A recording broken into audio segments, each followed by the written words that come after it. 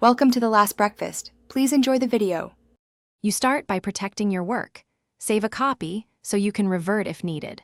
Once saved, click inside the table. This reveals the Table Tools ribbon. Now select the full table by clicking the four-headed handle at the top left, or press Ctrl plus a while your cursor is inside the table.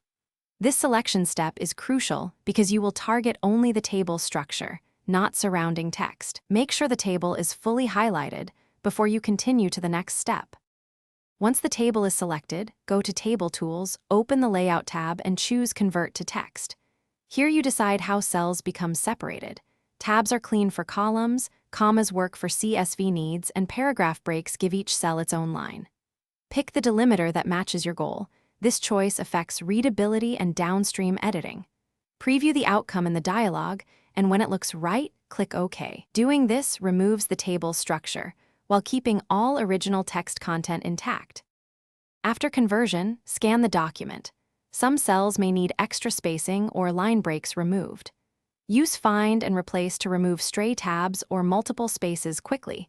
Replace double spaces with single spaces or tabs with commas. If the layout looks wrong, immediately press Ctrl plus Z to undo and try Convert to Text again using a different delimiter.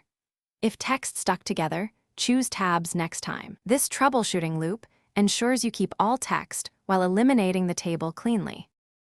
Thanks for watching. If this was helpful, leave a like and consider subscribing. See you next time.